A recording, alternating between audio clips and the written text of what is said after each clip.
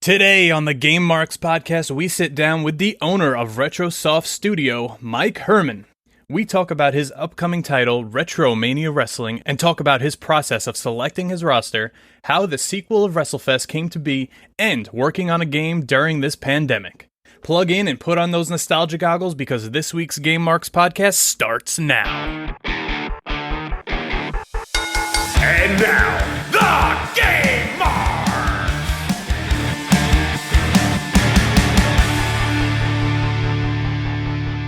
Welcome to the Game Marks podcast. My name is George Feast. And I am Johnny Clash once again, and this week we have an exclusive sit-down interview with Mike Hermann of Retrosoft Studios. As always, we love to hear from you guys, so please leave us a review on Apple Podcasts and make sure to subscribe and rate this podcast wherever you choose to listen and join in all of the fun conversations on social media at Game Marks Pod. Johnny boy. Hey, Georgie. How are you doing, my friend? How are you feeling after last week? Another week, another dollar. Last week was, listening back, probably one of my favorite episodes we've done, just because of the content, just because of the game itself, just because all the buzz surrounding Retromania Wrestling right now, which is bringing back WrestleFest into the limelight.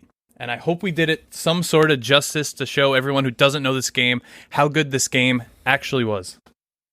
Yeah, and there was a little bit of back and forth. You and I were considering buying an actual arcade cabinet of WrestleFest. There was one that showed up for like $250 in Connecticut that you tagged me in, and I think I asked for the link, but it was no longer there. So I guess someone either picked it up or they scrapped the listing. But $250 for a cabinet, even if it was refurbished or custom built, hell yeah, I would have taken that. Oh, absolutely! I don't know where the hell it would go, but in a garage somewhere for the foreseeable future. I don't know. Yeah, we have to figure that out. But yeah, so we'll be on the lookout for that. Maybe we'll find another good deal. Maybe we'll go for the tabletop. Yeah, but you're sticking with your rating of last week, where we both pretty much just said that we're gonna play this game forever, right? Forever you're and sticking ever, with it? and ever and ever and ever and ever. Yes. I mean, I guess if we were considering buying an arcade cabinet, that kind of means that we like the game. But yeah, I mean, there's very few things that you could say, if any, that are negative about WrestleFest. It was and is one of the most classic wrestling games of all time. And like you said, cannot wait for Retromania to come out, the official sequel to WrestleFest. Did you happen to see that Retromania put out an extended roster for WrestleFest? I did not. It's obviously not real, but they added on Jim the Anvil Neidhart, Bret Hart, Roddy Piper, Macho Man, Ricky Steamboat, Honky Tonk Man. They just made kind of like a what if these guys were in WrestleFest, and they redid the intro to mimic the old intro of the game. We also saw some other footage of Retromania, which we are discussing today. We saw some cage matches. Everything in this, the graphics, the way, the transitions, everything in this game, the sprites, it just looks so damn good. there is nothing I love more. And I don't know if we've really talked about my love of this before on the podcast, but I am a big fan of pixel art. The sprites in this game, beautiful, just unbelievable. I mean, as a graphic designer, as a gamer, I mean, it doesn't really matter. If you just like wrestling, you can absolutely appreciate the amount of dedication and hard work that went into making these sprites. And it's exactly what you think it is. It's a lot of little pixels, and it's just a lot of dots. And love it. Amazing. But you can tell how excited we are for this interview today. But what do you say we skip ahead right now and we get into some gaming news? Are you looking to get a better grip on life? How about your video games? Well, VGF Gamers are the largest silicone gaming brand in the USA. They have a variety of different and unique skins for the PlayStation 4 and Xbox One controllers and consoles. Check out their products at VGFgamers.com and use code GameMarks to receive 15% off your order at checkout. That's GAMEMARKS at checkout. VGF Gamers. Better grip, better style.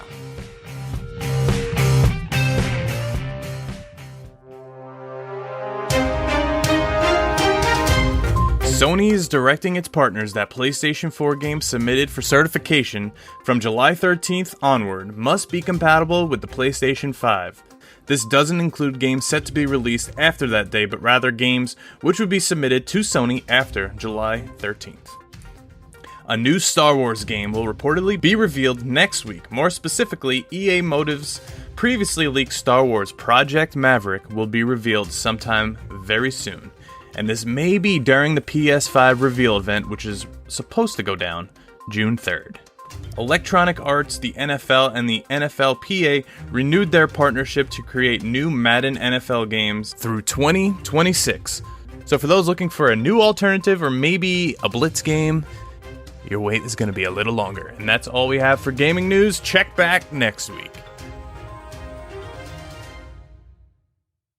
There's really nothing that gets me more excited aside from wrestling games than a good Star Wars game. So we've been hearing about this one for a while. We've touched on it in quite a few gaming news the past couple of months. I would say even a couple of weeks. But do you think this one's actually happening? You think we're going to see something? Well, that was going to be the next thing I said. I have a hard time trust issues. Yeah, like I've put so much into Star Wars games where I've been let down and burned in the past, so trying not to get my hopes up because I never know what to expect. But I mean, it's hard not to. I mean, especially in the current day and age when you have nothing else really but to play video games. I need all the new games I can get. So now, the Electronic Arts and NFL agreement. I see some people saying, "Oh, this sucks. We want options. We want maybe a 2K game again." I don't know. I'm okay with just getting Madden, getting NHL. I like that, say, like MLB The Show is the only baseball game. Now it's a PlayStation exclusive. You have to get it on PlayStation. But that means that they put everything into that one game. What's going to be the big difference between Madden and an NFL 2K game? There's really not that much difference. I mean, from my point of view, I don't see what would change unless they go a different direction, like a Blitz again or something. Yeah, I was gonna say you'd have to go off into like that secondary. I don't really know, like off-brand, secondary, whatever you want to call it. That category of like Blitz and hits. Yeah, and for a simulation game. For a simulation game, Madden is like, it's as close to the real game as you can get. Yeah. I mean, look at how NBA 2K is way better than NBA Live. And what happened? They stopped making NBA Live. I mean, I was gonna say, but then you compare that to like a Playgrounds game, which is like, right? It's a cartoony over dramatic version, which it's not in direct competition. It's more like a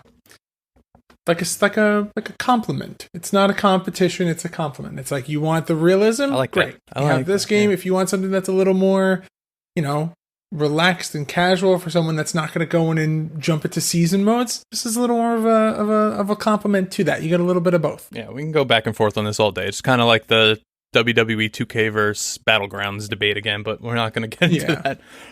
Is it time for the question of the week?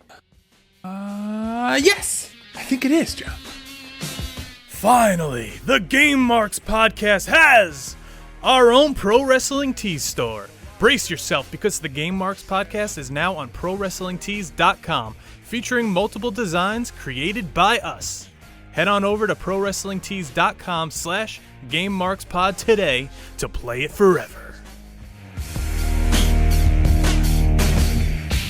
All right, so last week the question was your favorite weapon or power-up, and some people agreed with us, some people did not. But you can see all of those responses on Twitter, on Facebook, on Instagram, any form of social media at GameMarksPod.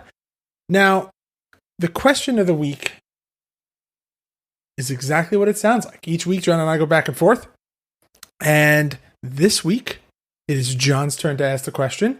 And then we propose the question to you guys, and you let us know at GameMarksPod on social media what your answer would be. Johnny, the floor is yours. Take it away. All right. So, I've been messing around with my retro Sega Mini lately. You know, just playing some Sonic here and there. I'm not like playing it for hours and hours. I don't know. I was thinking, what console would you want remade into one of these mini retro consoles? Because we've already seen Nintendo, we've already seen a PlayStation, we've seen a few already. But is there one that sticks out that you would love to make a return? I want you to look at me, and I want to put the microphone really close because there's only one answer. I know what you're going to say. It's the N64, Yep. and that's it. There's no other. You can take your Game Boy, shove it. Take your Game Gear, you can shove it. N64, and only N64. No Dreamcast, just the N64. All right, so I was thinking the exact same, N64, but I really feel like nowadays people are still using their N64s. They're still hooked up. I mean, mine is literally not even a foot away from me right now. It's still set up here. Mine's less than 5 feet away from me right now. I don't know if it.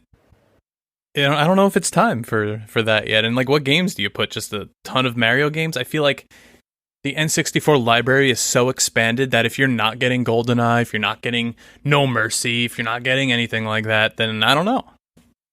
Well, okay, so the Switch has this thing where if you subscribe to their like Nintendo Online service, it's like if you want to it's like PSN, if you want to, or Xbox Live, you get access to these two programs called Nintendo Arcade, I think it's called, and Super Nintendo Arcade, which is essentially emulators that run on your Switch. And every month they release like one or two titles, and sometimes they're like the big super international hits, sometimes they're more of the localized Japanese hits, but they're always titles that you've heard of, or most of the time the titles that you've heard of. But it's such a cool thing that you get for $20 a month, or $20 a year. I'm sorry. Nintendo Online is like stupid cheap. If you have a Switch and you're not taking advantage of it, what are you doing? But something like that, I think, is what I would like the next generation of those retro throwback consoles to be, where there's like some form of, you can hook it up wirelessly, and over Wi-Fi they update the library. So like you take that PlayStation one, and like every couple of months they roll out like a couple of new games on it. That way it's like it's an entirely new console. You buy it once, and then they just, they roll out titles. Yeah, that's cool. Yeah, I think that's obviously an alternative to rolling out like a retro console on its own. But I think people like these nostalgic things. My dad even has like an Atari that he pops out like once a year and we'll play whatever. But yeah, cool. We open this up to you guys as well. I feel like a lot of you are going to agree and also say the N64. I'm just going to put it out there. A Game Boy Retro handheld would be badass, and I would love to have it. You just want to play Batman. I want to play Batman and Tetris. All right. John, what do you think? Is it time for us to throw it on over to us and our interview with Mike Hermann? Let's throw it on over. Hey guys, Johnny here. While we love talking about video games and wrestling here on the podcast, we wanted to share with you a new offer from our friends at Stitcher. An enormous amount of shows and bonus episodes are available on Stitcher Premium, such as Office Ladies, Comedy Bang Bang, WTF with Mark Aaron, How Did This Get Made, Bitch Sesh, True Crime Garage, Marvel's Wolverine, and plenty more. Right now you could sign up for Stitcher Premium for only $4.99 a month or $34.99 a year using our code GameMarksPodcast. That's all one word. Head on over to Stitcher.com/premium for this amazing deal and a free month. That's Stitcher.com/premium and use code GameMarksPodcast. That's all one word. Game on, Marks. All right. On this episode of the Game Marks Podcast, we have a very special interview with Mike Hermann, the team lead and owner of Retrosoft Studios. Thank you for joining us tonight. We're happy to have you on as we talk about one of, if not the most anticipated wrestling game of 2020, Retromania Wrestling. How are you? Great, guys. Thanks for having me. I appreciate it. Happy to have you. So, I mean, jumping right into it, for our listeners who may not be familiar with you or with Retrosoft Studios, who are you? Who is Mike Hermann? And how did you get your start in game development? Yeah, so Retrosoft Studios started, I guess, officially in 2017. This is our first game. This is our flagship game. My background is software engineering, but mostly I co-own another business that does accounting and finance software implementations.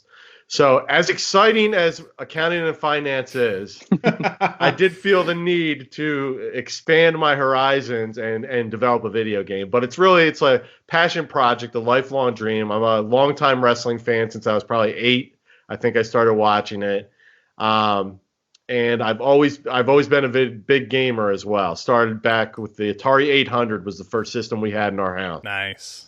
Awesome. So, I struggled through, WrestleMania on the NES, and actually the first wrestling game I had was Tag Team Wrestling on the NES. And as bad as it was, I loved it. Yeah, we just covered that a few weeks ago. Did you? Yeah. So, you know the trick where if you tag each other enough times, you get invincible and all that stuff? I remember doing that a lot. Oh God, yeah. see, our thing was that we were just having too much fun going back and forth and playing. Okay, so this person is supposed to be this. It's supposed to be based off of this actual wrestler, but it kind of looks like a combination of these two people. So we had a lot of fun trying to piece together who are the wrestlers in this game based off of, and what parts picked and choose to make the actual characters. Yeah, that's how they all did it then, right? It was all kind of lookalikes and stuff because they couldn't get the license or didn't want to pay for the license. Absolutely. But so, it started as a hobby project around 2010, 2011. I was obsessed with WrestleFest. I don't even want to know how many quarters on that game when it came out in the arcade. And, I looked, and me and my buddy looked at the time when we were 15 or 16, tried to figure out how we could buy one and put it in his rec room. For $5,000, which we obviously didn't have. And then, I've always played it. It's the first game I downloaded when I started playing with emulators, in 1998, 99.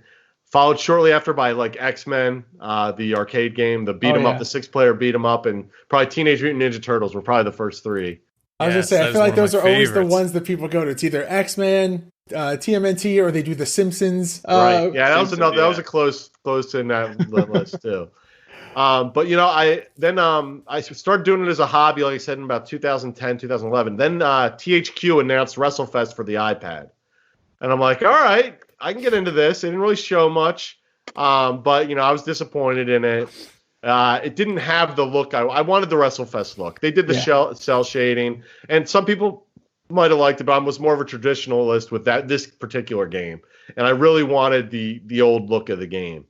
So fast forward then to 2017, I'm like, no one's gonna do this. I waited long enough, so I'm gonna do it myself. So that's when I started hiring people that had more experience developing games than myself, which was pretty easy to do because I had none. So everybody involved in the project has been a part of published video games before. My lead programmer, published his own game from scratch a year or two ago. That's awesome. The other lead programmer's gone through it before, has a couple games on the Switch now. So all the artists have published works. So, we really got a good team. And then a consultant that works with me on the game worked for Acclaim Entertainment, worked on the Legends of Wrestling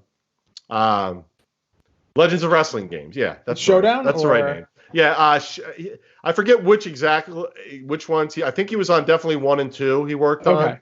I'm not sure if he did. He was on Showdown because then he worked with the WWE for 13 years. Oh, cool. That's so awesome. He has experience in both the gaming industry and wrestling, and he's how we got a lot of our licensing deals. So, but fast forward, that's kind of how we got started, and then we can talk about where we're at now. Awesome. So, you had mentioned that first system that you owned was the Atari. So obviously, video games made a huge impression on you throughout your life. What games, wrestling or otherwise, besides the arcade emulators that you talked about before, did you enjoy when you were younger? And then also, what games are you playing now? Right. So, I loved all the classics. Like on that Atari, we had Centipede. I played with a joystick, which honestly, I didn't care. It's funny as you get older, you get more picky. Well, I can't play that without a trackball. You know what I mean? Like I built my first name cabinet. I had to have a trackball. I had to have a 4-way joystick. I had to have 8-way joysticks that converted to 64 direction joystick. All this. Wow. When I was a kid, I didn't really care. But River Raid was a big one then. I was just going to say River Raid. I feel like everyone who played the Atari played River Raid. I played it too, so. Star Raiders we had, if you remember that one, where you go through hyperspace. And then, I saved up paper route money to buy an NES. I couldn't afford any games. And, not that I was poor growing up, but it was maybe a game on your birthday and maybe one for Christmas, because they were, in relative terms, they were really expensive then. They're actually cheaper now. They were $60 back in 1985, Oh, wow. So, but, NES, I played a ton of Super Mario Brothers. Kung Fu was a big one. So I sold my NES at Funco Land to buy my Sega Genesis, and I sold like some of my baseball card collection, I remember, to get a Sega Genesis as well. And I didn't nearly get as much money out as I put into that baseball card collection. But I got to play Altered Beast. It's such a good game. Such a good game. Kid Chameleon was one of my favorites on the Genesis. Golden Axe. Road Rash, I love that series. I played that on the the Sega Genesis Mini. I replayed Road Rash 2. Yeah, that went all the way up to like the PlayStation 2. That Road Rash series. Yeah, I mean, it's a great series. Oh yeah. And then I got a Sega CD for Sewer Shark. not really specifically for that. And then I actually sold all that to get a 3DO, if you guys remember that system. Wow, yeah. Because that was the first 32-bit system before the PlayStation came out, and it had Madden. And I'm a big Madden football fan. Talk to John. John's big into all me. the Madden, NHL, all those. That was the first 32, and that was such a huge jump from playing, 16-bit to 32-bit. Even, when it gets on the PlayStation, it was such a big jump. And I think, then I sold all that to get a PS2. Actually, you know what? No, I kept it because I sold the 3DO to get a PlayStation. For Resident Evil was the big one there. Oh yeah, absolutely. Oh yeah. So but for that I played WCW versus the World on the PlayStation, which I played a ton of. And it's funny, I never played it, and I'm ashamed to admit this from developing Retromania, but I never had an N64.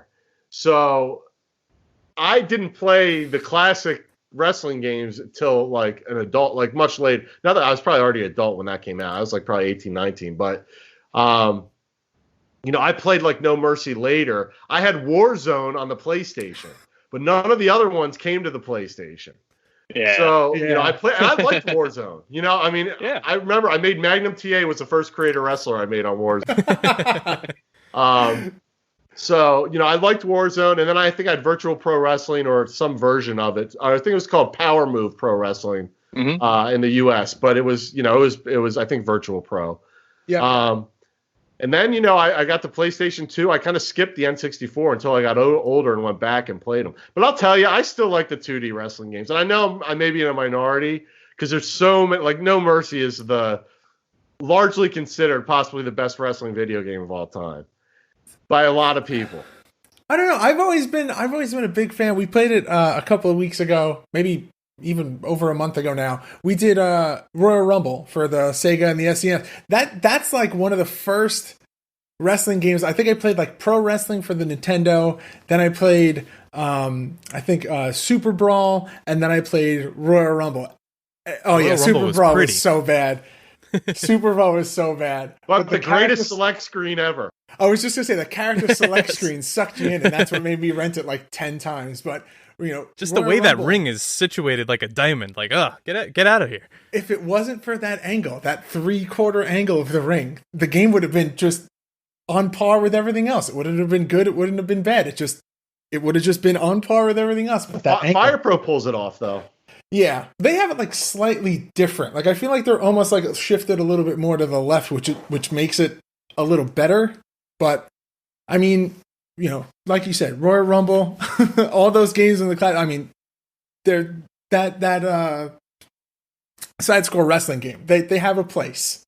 It's a great nostalgia. It's a great thing to base stuff off of, and there's not a ton of things like it right now. So yeah, and they never came out with WrestleFest because of like licensing issues, which sucked. Always sucked. I was always waiting for that to come out, and here we are, 30 years. It'll be 30 years next year that WrestleFest hit the arcades, and it took 30 years. This might be the longest time between sequels because we are the official sequel.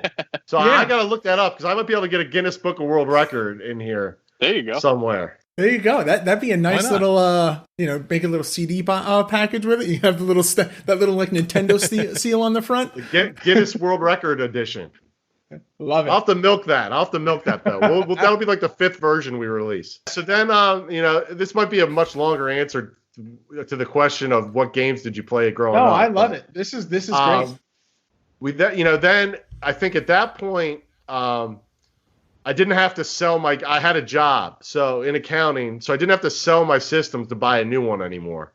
So I still have my original PlayStation, and I bought the PS2, and I actually went back and bought a Saturn specifically for 6-man Scramble.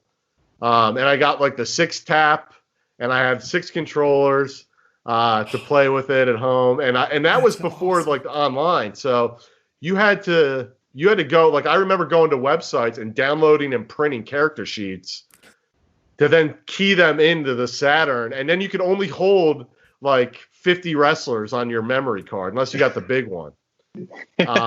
Oh man, good old memory I went card. through like I'm a big fan creating this game. I've played them all for the most part. That's great. I mean, that's pretty much the whole point of this podcast is that me and John have played wrestling games our whole lives, and obviously there's a bunch that whether they were international release or otherwise, they just like slipped through the cracks over the years. But we're going back and we're playing through things from recently. Hopefully everything. It's like almost 400 titles, but the plan is to really that many. Yeah, with the Japanese, there's a lot. Yeah. It's a lot more than I thought. I'll say that. That's a lot of content. I mean, we're good for a couple years. We just have to stay friends, I guess. How many into that 400 are you? 40, I think. 40? Yeah. You got stuck on Rumble Roses and couldn't get past it? Oh, geez. Oh, that was Rumble 2 weeks Roses. ago. Yeah, that was a tough one. All right, so obviously, Retromania Wrestling is a love letter, an official sequel to the wonderful arcade classic WrestleFest. When did development on the game begin, and how exactly does one go about acquiring the license to sequel an almost 30-year-old game? Yeah. So it started probably the end of 2017. We started doing, it was just me and one programmer, and we did kind of a proof of concept.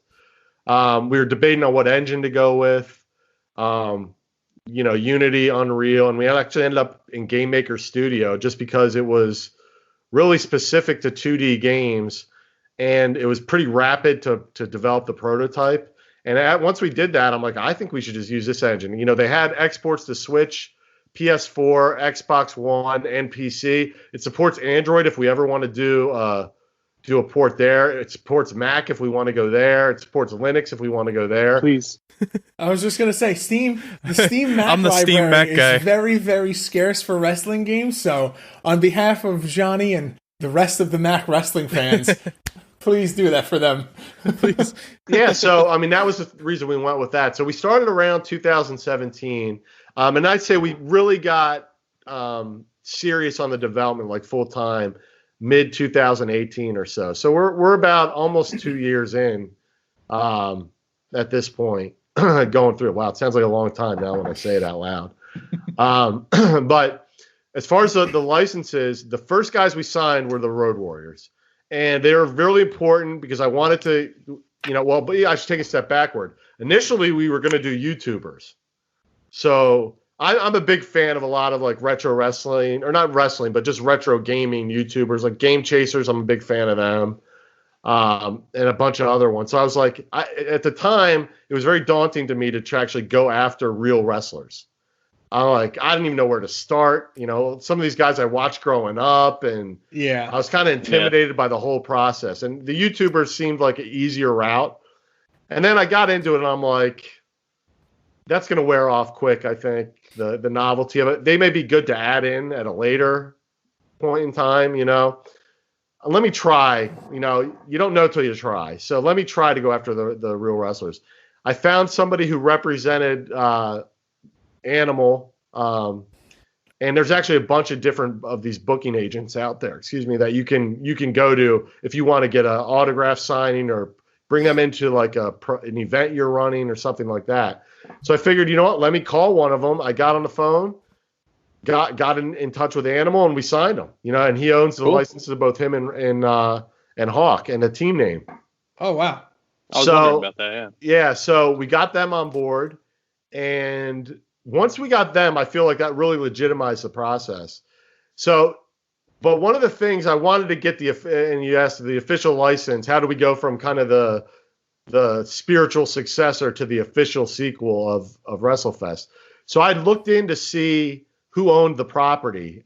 Since Technosa Japan was out of business for years, the IP was bought by another company in bankruptcy. They since sold it to Arc System Works, who makes Blaze Blue, Guilty Gear, a bunch of other fighting games. They were involved, but they also owned like River City Ransom, Double Dragon. Oh wow! And all the Technos of Japan. There were a bunch of wrestling games like Mat Mania, the Big Pro Wrestling, Tag Team Wrestling, and then they eventually made Superstars and WrestleFest. So I reached out to them. It took forever to get a hold of the right people. I was randomly messaging people on LinkedIn. Whoever worked at Arc, I didn't even care if they were an artist there. I'm like, can you put me in touch with somebody? Yeah, and then finally, the door. yeah, and finally I got a hold of someone who didn't even work there anymore, but got me in touch with the right person. So we negotiated a contract through multiple iterations, and it was reasonable.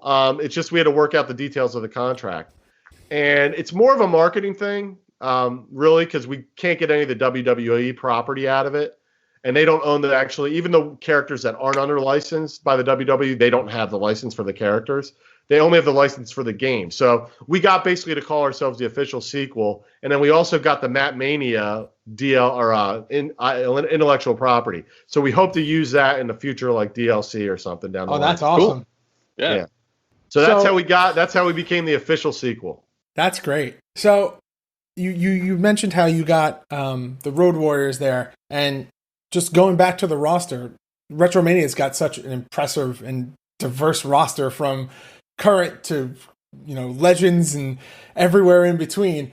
What's the selection process like? Obviously, as a fan of the Road Warriors as a kid, obviously you want to have them in there, but for more of the current roster or the current superstars, how do you go on selecting? And can you tell us about maybe some exciting DLC characters that may be coming out? Can you share anything? And this is dropping June 1st, if that helps.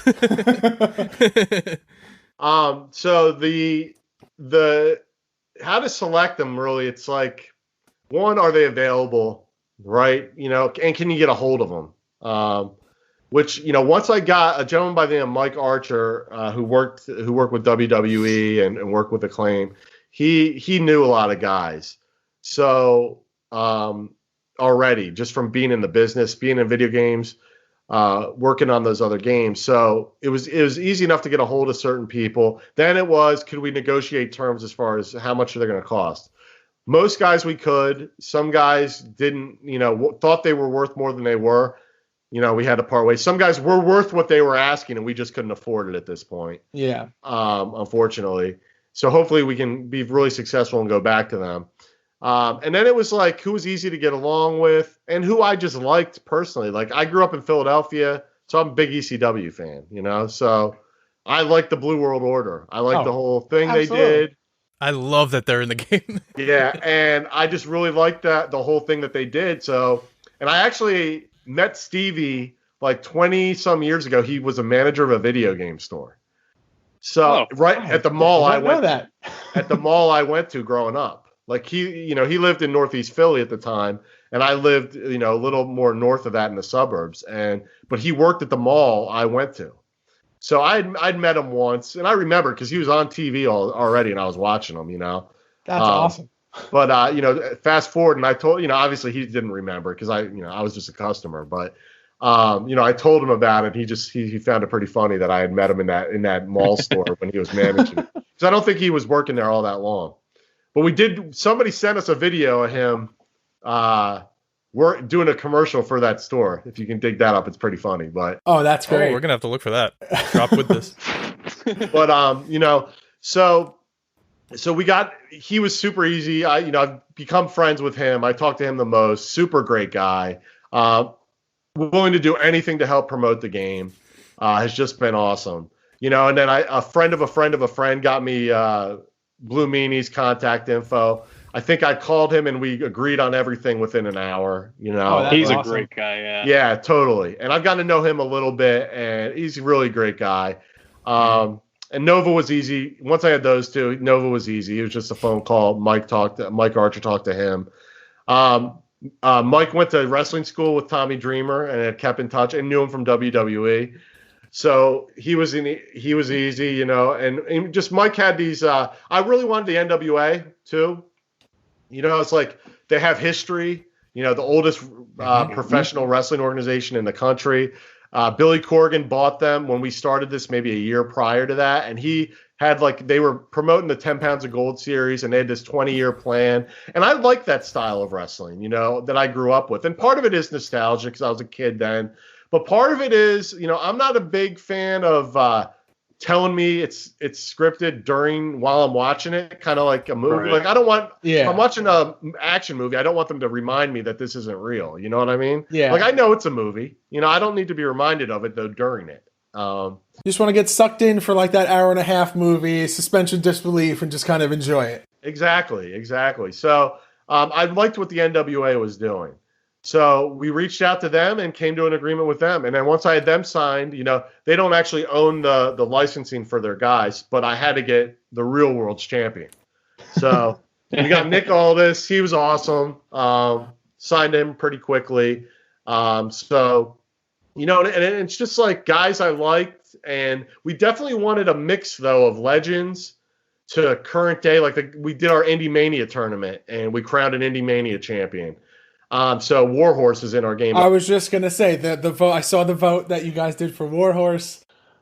And honestly, I didn't even know who he was before we did that. We solicited our audience for nominations, and we took the 32 that got the most votes for the most part. A couple guys declined, which I'm still not really sure why. But yeah, I was saying if I was put up for a vote to be in a video game, there's no way I'm declining that. Well, I think if nothing else, obviously we were selfishly, it was to help promote our game, but we thought it was a good way for them to self-promote as well, and it would draw eyes on them as well. And almost all of them thought that as well. So, and I became a Warhorse fan throughout that process.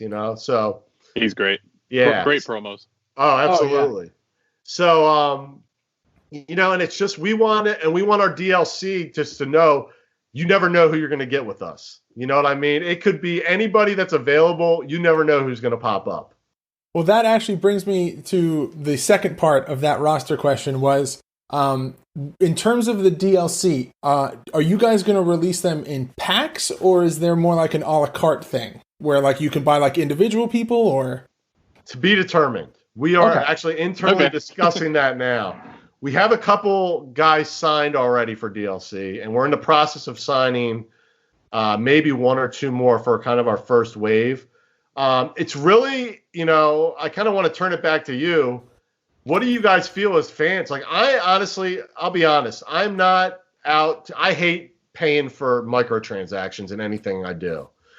The reality is, though, we're a small independent firm, and I'm not going to just pay for it out of pocket with the risk of not making. Now, if this game takes off, I'm more inclined to give away free DLC. I'm more willing to reinvest profit into the game just to make the game better. You know what I mean? And I'd have no problem with that. If it's lukewarm, if it's not a great response, I think based on, everyone who's played it so far at the conventions we've been to, we've got a phenomenal response. So I'm feeling pretty solid about the fact that we're going to have a long line of DLC. So, but we're still looking at what the best approach is to really not piss people off to an extent. You know what I mean? We definitely want to give people value where they feel like it's not just a new palette for an existing wrestler or a palette swap. We're going to have new animations in for every wrestler that we do, new artwork. We're going to add some new arenas. I really want to keep it, though, like arenas and new gameplay options will be free. I really think that should be free content and free updates. Great. That's great. Keep it fresh. And then, yeah, exactly, to keep the game fresh, keep new fans coming in, and keep people playing it. So we want to do free stuff, definitely. And then probably the licensed stuff would be actual licensed wrestlers that we have to, like, pay and sign to be in the game. Yeah. Cool. I think everything within reason, as long as everyone's looking at it with, normal expectations and approaching it from both a consumer end and a business owner end, it'll be fine. Just the way that you perfectly explained it. If it's something that you guys have to lay out a ton of money for, you got to have some way to recoup the money that you're laying out. That's great. I think that's the best possible answer that you could have given in that question. Great game on. Like, if you go a little way with not answering the question, but it's like we know it, and we know, keeping in mind, like we were saying, games have not really raised money, or we bought games $50-$60 when we were kids, and they're still the same price now, but there has been inflation. So it's tough to make a game, and a lot of indie game companies don't last more than a game, if they even get a game out. So we're hoping, and not that we want to release a game every year, but we want to support this game for years to come. Maybe have a sequel at some point, maybe do another game, a different style game, different type of game. Who knows? But there is a business aspect, but that's definitely not the primary reason that this project started. That's definitely a secondary reason. I don't want to lose my shirt over it, but this is 100% a passion project of a game I want to play. And that's really why this project started. No. Well, you just answered the next question that I had laid out, which was, aside from the game Retromania Wrestling itself, is there a plan to continue the roster beyond, the DLC packs that you have, or is it going to be something where, is there going to be almost like a franchise type of game where, it's an annual release where there's, Retromania 1 and 2 and 3 and 4? I don't want to do that. So, one, I think, you run out of stuff to do when you do it that way, I think, and it almost feels like a money grab. Not saying it is. If you put enough new stuff in, I read somewhere where people, the rule of thumb was if you can add 3 new features to a game, you can do a sequel and reuse everything else. But, I think I'd rather just support Retromania to a point where we really need to relook at the code and almost do a rewrite or change a lot of code that would justify doing a sequel. I would like, and there's ways to make money. Like if we do a good job, people will be willing to invest in small incremental updates of characters. And hopefully that's enough to just keep us going.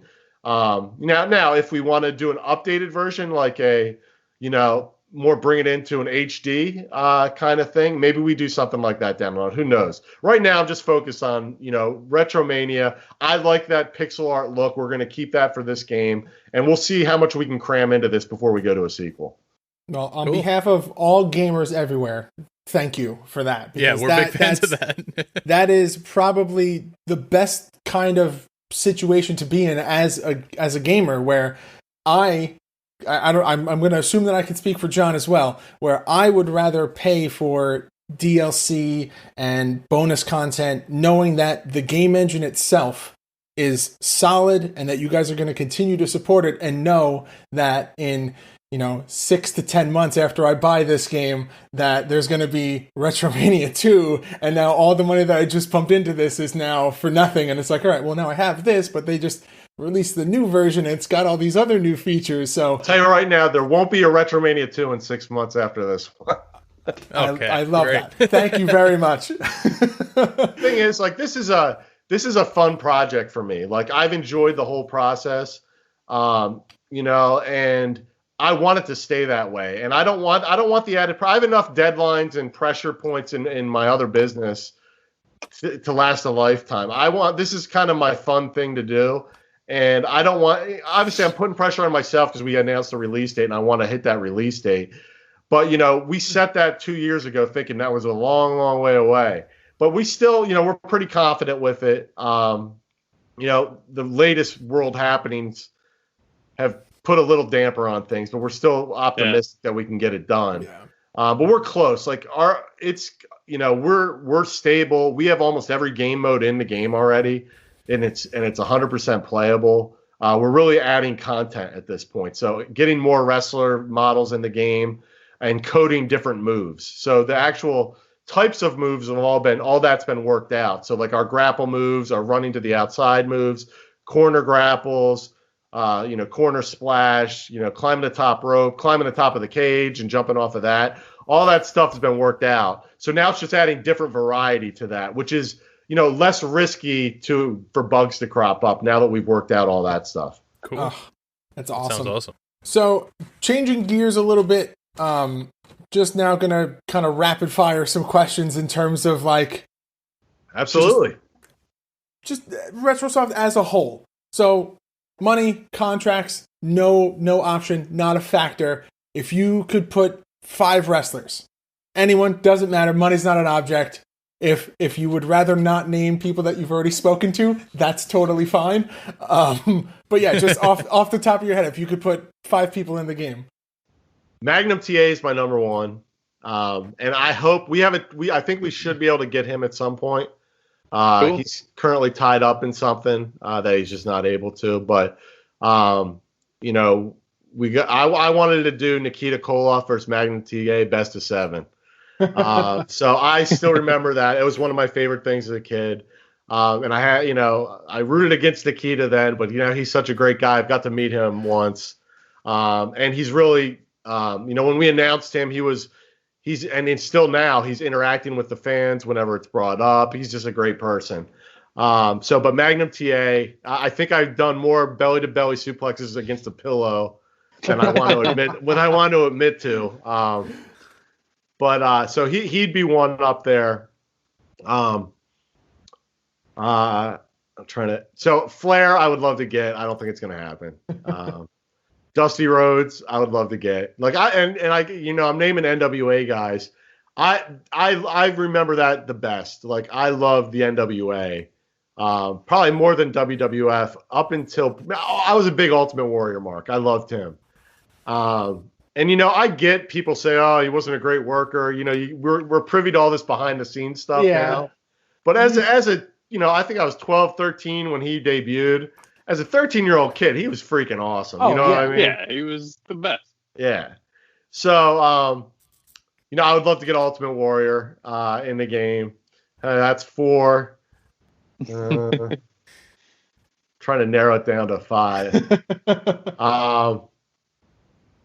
It'd be cool. I think we could probably get at some point, like a Georgie Animal Steel. But then you have to put in the turnbuckle eating animation. Rip off a turnbuckle, and start eating it. The green tongue.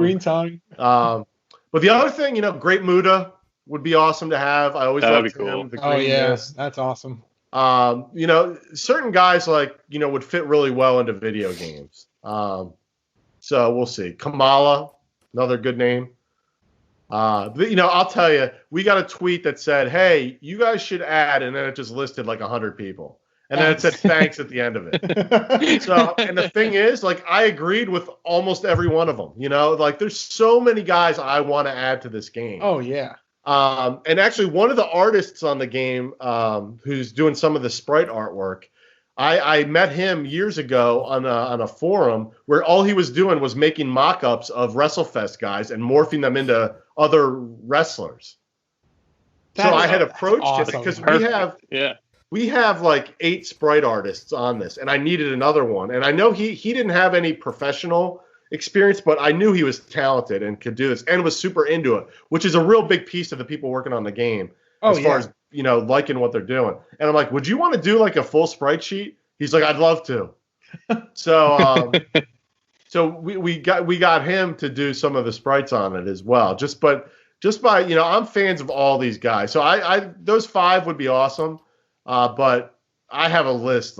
There's got to be an easy 100. I mean, I remember making a list of guys to narrow it down who I could fit on my memory card for a 6-man scramble. And it's I remember I had an Excel spreadsheet, and I was trying to narrow it down to pick who I would make on the thing, and it was just like almost an impossible task. It's like a Sophie's Choice for me, you know. Well, that's a little extreme comparison, but. Well, John and I are both graphic designers, so we just want to say that the sprite artwork, the screenshots that you've posted of the game and the sprites that we've seen so far are absolutely stunning. I love the arenas. I absolutely love that NWA Power arena. Yeah. It's one of the things that, you know, as we go through the games, we try to be as thorough as possible. So one of the aspects that we talk about is actually like the arenas and the crowds and like the environment. Like the fundamentals and the functions of the game could be absolutely incredible, but if you're not fully immersed into the whole environment, then you're just missing that one tangible. But just even from the screenshots, you get sucked in. So very. We didn't even release the coolest ones yet. Oh, can't wait. We got one that's way out in left field too that I think people are gonna be pretty psyched about. I can't wait. Cool. It has to do with Warhorse. I'll leave it at that. It was his idea. Right.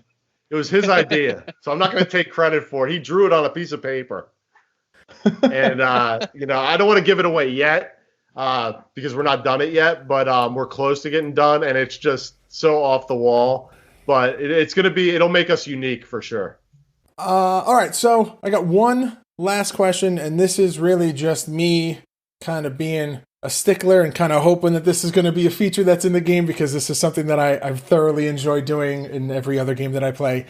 Is there going to be any kind of creative suite in the game or maybe something where... There's the $1 million question. Yeah. So not at launch and, you know, hopefully eventually. So and I'll explain it's not that we don't want to do it. But the number of animations alone that Fire Pro has been using for years, basically, and just tweak them, you know, we have to do from scratch to do all that stuff. So we have a lot of moves in our game. Like we don't have one finisher like WrestleFest, and then everything else is shared. We have a bunch of specialty moves for every guy. But in order to create a wrestler right, I got to make sure I have a kick to the stomach followed by a stunner for Stone Cold.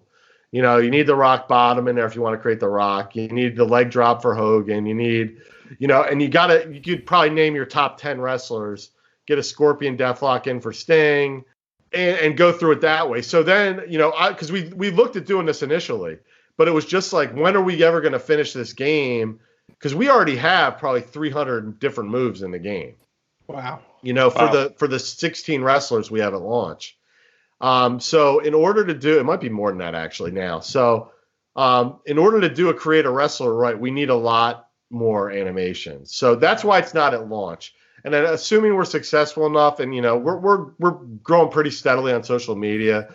We're going to hit 70,000 followers across all of our platforms pretty soon, which is substantially high. You know, it would be an amazing success if we sold that many copies. But you know, it doesn't convert 1-to-1, but it's definitely, we were at 0 a year ago. So, we've grown in a year. So I'm optimistic that we'll get to a create a wrestler mode at some point. That's awesome. Cool. That's very exciting. All right. Well, Mike, that's it. Thank you very much for sitting down with us. Yeah. Thank you. We can't thank you really enough for this. Appreciate this is it. Awesome. And, Thanks for having me. I appreciate it. I appreciate it a lot. And you know, once the game releases and there's a couple of patches in, if you want to come back and talk more about the game, we'd love to have you. Oh, I'd love to. That would be great. Oh, awesome. All right. Thank you very much, and you enjoy the rest of your night. You too. Thanks a lot, guys. What's up, Game Marks Podcast? This is Danny Tancredi, and I'm here with my brother Johnny Tancredi, and together we are the Cult Looking Podcast. Each week we bring to you the latest news and reviews on all things baseball collectibles. From baseball cards and memorabilia to bobbleheads and stadium giveaways, each episode will discuss the newest products to hit the shelves of your local card store and your favorite ballparks around the country. Be sure to be following us on Instagram at The Cult Looking Podcast and on Twitter at CultLookingBB. New episodes drop every Friday, so be sure to tune in wherever great podcasts, like this one, are available. The Cult Looking Podcast. Don't get caught looking, start collecting.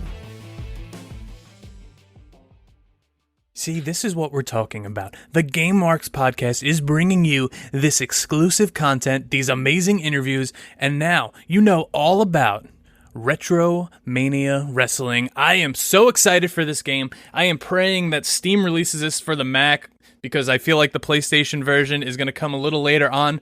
I'll wait if I have to. I will wait, but this game is a must. Now, guys, if you are going to be like me, because John can't right now, but if you're going to be like me and pre-order this game, which I highly recommend that you do, you can head on over to shop.retromaniawrestling.com and pick up your pre-order Retromania Wrestling for any console. Any console. You can have it for the PlayStation, you can have it for the Xbox, you can have it for your PC, for the Switch. It's available on Steam. And you have the option to get the digital download plus or the standard edition. Yeah, I cannot wait for this game to release. So right now the game is slated for release in July, and I gotta tell you, that can't come soon enough. I am going to lose many an hour playing this game. I'll be right there with you. But did you see today that Impact Wrestling's Chris Bay was announced as the first DLC for the game? Oh, that should be cool. Dashing Chris Bay. It's awesome. And you know, the most important thing is that we didn't touch on last time is our good friend Matt Cardona is going to be very excited because they got his hands right in this game. There we go. No double L's. and you know, at least we know that he'll be good to go. One thing I forgot to ask Mike Hermann, and I wish I could go back and ask him, which I could probably tweet him or message him and ask him, but how badass would it be if like this game blows up and then like Arcade 1-Up puts out a cabinet for it or something along those lines, you know, like not... There's no way that they don't already have something like that in the works. They have to put it out on at least the tabletop. I'll build it. I'll build it if I have to. I'll build it. There's like no cap to the level of excitement I have for this. Yeah, my body's ready. My body is ready. But you ready to take it home, Georgie? Why don't we tell them what we're playing next week? All right, so in the spirit of WrestleFest and Retromania, next week, your boys are playing Matt Mania. You may have heard Matt Mania referenced in the interview that you just heard as a part of the Retromania family, and now it is part of the Game Marks podcast family as we tackle this wonderful classic game. I'm ready. All right, guys. Well, that's going to do it for us this week on the Game Marks podcast. Please do not forget to check out our Pro Wrestling Tees store at prowrestlingtees.com/GameMarksPod. It is currently the best way besides listening to support the podcast. Be sure to follow us on all forms of social media at GameMarksPod. Leave us a review and a rating on Apple Podcasts and subscribe wherever great podcasts can be found. Thanks for hanging out with us this week. Big thanks to Mike Hermann for sitting down with us for what was supposed to be like a 15-minute interview. And we just had such a great time that he was willing to sit with us for way longer. And, yeah, Johnny, got anything to say? This is your moment. The floor is yours. Game over, Marks. Game Marks podcast, put them on the radar. Playing rare games, Sega Saturn, no Game Shark. Johnny and George work hard and they play hard. Future Endeavor games and put them in the graveyard. From the deep dive to the clash at the feast. How can I get more? That's question of the week. Follow on Twitch, there's nothing that they won't play. Game Marks podcast every single Monday.